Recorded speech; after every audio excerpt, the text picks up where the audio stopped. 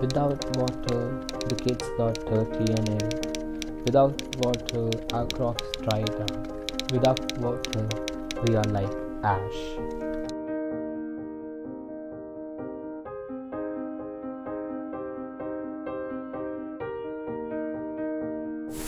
And this is no fiction. In many parts of the world, it's a reality. There are many who don't have access to clean water or clean sanitation.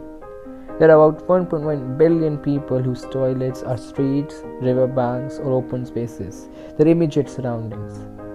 And the defecation gets into their food, their drinking water, and one gets sick. According to the United Nations data, there are about 1.5 million children deaths per annum taking place. One preventable death every 20 seconds, yes, 20. Can you imagine?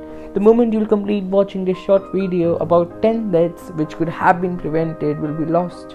It's horrifying. In 2017, only 45% of the global population, that is 3.4 billion people, used a safely managed sanitation service.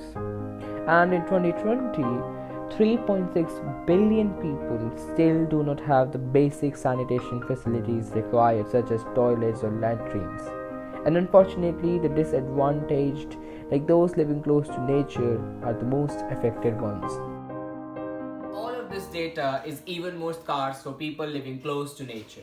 These people have always been here, the original inhabitants, the custodian of our planet, who have lived on their ancestral land with harmony in nature for centuries, the guardian for Earth's resources. But these people today are the world's most vulnerable communities. They are being exploited and facing extreme pressure to leave their practices, traditions, and ancestral land. In relation to water, for them, water is not just a material to drink. Water is an entity, a living being, a soul with whom they have an attachment, a very close attachment. They frequently have their natural water sources contaminated, that is, polluted by the effluents received from the industries. Moreover, these people are often not included in the mainstream decision-making process so that their opinions are heard. They are left to be ignored and discriminated upon. When they do speak, they are met with broken promises. It is essential to acknowledge their presence and make room for them and their perspective.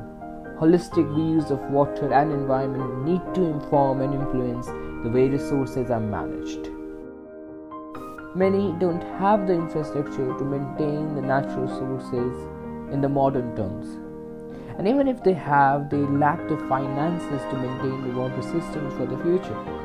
Government only provides a certain amount which aren't enough for the long run. In 2010, in a historic moment, the United Nations General Assembly recognized the access to safe and clean drinking water and sanitation as a basic human right.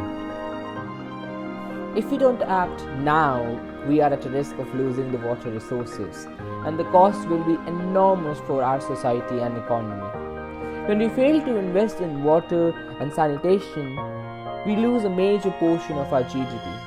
We have the ability to provide water for every man, woman, and child on earth. What we have been lacking is the collective will to accomplish this. What are we waiting for? This is the commitment we need to make to the world now. Firstly, we need to mobilize people and make them aware of their actions as soon as possible by using the different tools at our disposal and utilize them in the advocacy for water. Secondly, governments need to invest heavily in new emerging technologies and proper management of the sources of water. As a society, we need to stop the pollution of our natural reserves, which are the very habitat of our brothers and sisters. Moreover, as conscious citizens, responsible citizens, we ought to bring those to power who are worried and determined to resolve the issue at hand.